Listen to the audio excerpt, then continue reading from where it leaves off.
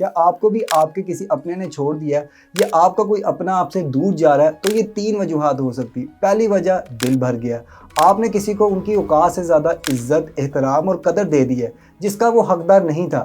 اب وہ آپ سے دور ہو رہا ہے کیونکہ آپ نے اس کو بہت زیادہ عزت دے دی ہے۔ دوسری وجہ، مجبوری۔ آئین ممکن ہے کہ وقت، حالات ایک جیسے نہ رہے ہوں، آپ حالات کی زد میں آ گئے اور آپ کی محبت پہ مٹی ڈل گئی ہو، تو آپ اس طرح سوچیں کہ وقت اور حالات نے آپ کے پیار کو دور کر دیا۔ تیسری وجہ، رویہ۔ آپ اتنے زیادہ توقع لگا کے بیٹھے ہیں کہ ان توقعات پہ دوسرا پرسن پورا نہیں اتر رہا، تو آپ نے ان کے ساتھ سخت تلخی والا رویہ کیا، اور وہ تلخی والا رویہ پیار نہیں بلکہ سزا لگتی ہے۔ آپ کے اسی تلخ رویے کی وجہ سے لوگ آپ سے دور جا رہے ہیں۔ کیا آپ نے کبھی کسی کے ساتھ پیار کیا ہے؟ کائنڈلی کمنٹ سیکشن میں بتائیں۔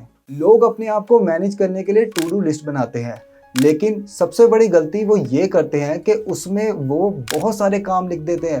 دوستو، آپ نے یہ غلطی نہیں کرنی، آپ نے صرف 5 اہم کام لکھنے ہیں۔ جی ہاں، 5 اہم کام، اس سے زیادہ آپ لوگوں نے نہیں لکھنے، ورنہ آپ ان پروڈکٹیو کام کرتے رہیں گے اور خود کو تسلی دیتے رہیں گے کہ ہم نے کچھ تو کیا ہے۔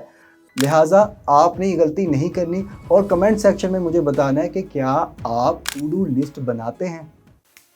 ادھر بیٹا، تو باپ کے پیسوں پہ یاشی کر سکتا ہے، بس جب خود کمانا پڑے گا نا تب پتہ لگے گا کتنے کا سو ہے۔ 3 مہینے میں گھر روتا واپس آئے گا تجھے کہہ رہا ہوں میں۔ آپ کو لگ رہا ہوگا کہ یہ آپ کی کہانی ہے، مگر آپ کو بتاتا چلا جاؤ یہ آپ کی کہانی نہیں ہے، یہ ٹویٹر کے مالک ایلون مسک کی کہانی ہے۔ جب ایلون مسک 17 سال کی عمر میں ساؤتھ افریقہ سے کینیڈا کی طرف نکلے تو ان کے والد نے انہیں کچھ ایسی ہی باتیں سنائی تھی۔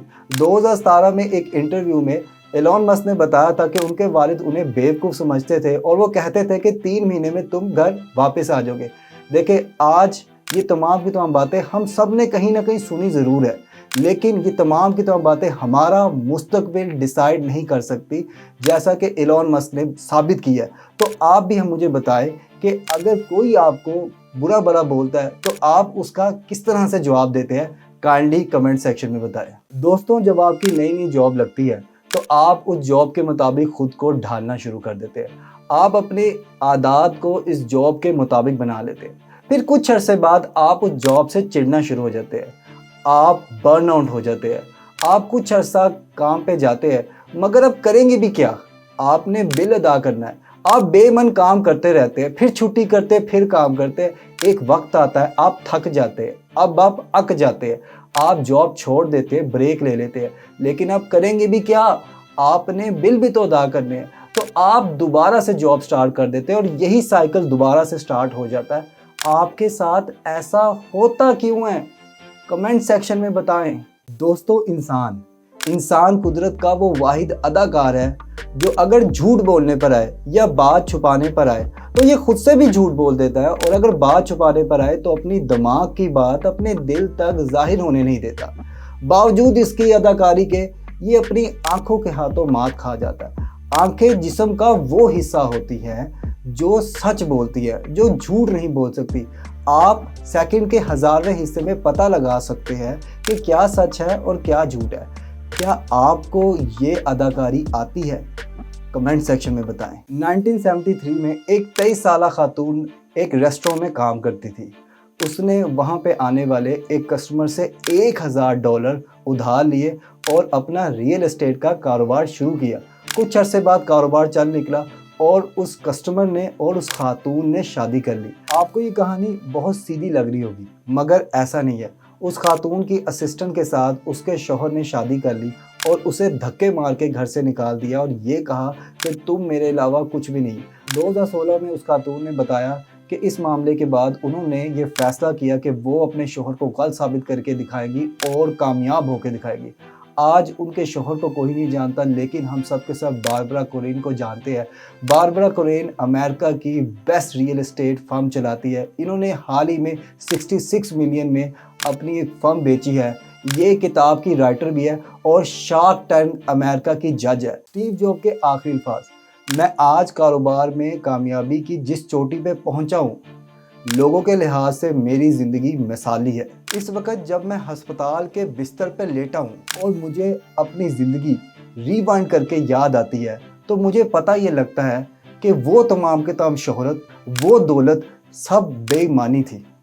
क्यों? क्योंकि अगर आपके पास पैसे हैं तो आप ड्राइवर रख सकते हो, लेकिन आप अपनी तरफ आने वाली बीमारी को किसी और को नहीं दे सकते।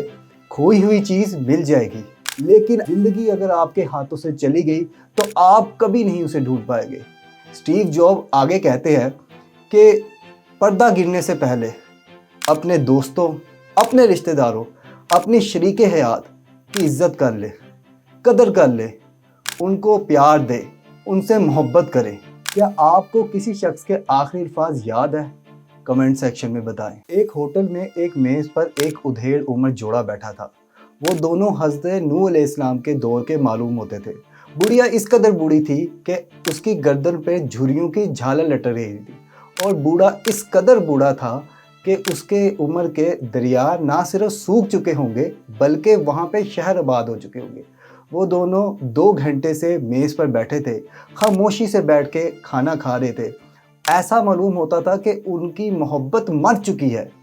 हमने ये जब देखा हम बड़े बादिल हुए, हम उठने लगे और हमारे कदम वहीं पे जम गए जब हमने एक चीज़ देखी कि बूढ़ा और बुढ़िया दोनों एक हाथ से खाना खा रहे हैं जबकि दूसरा हाथ उन दोनों ने आपस में एक दूसरे का पकड़ा हुआ है।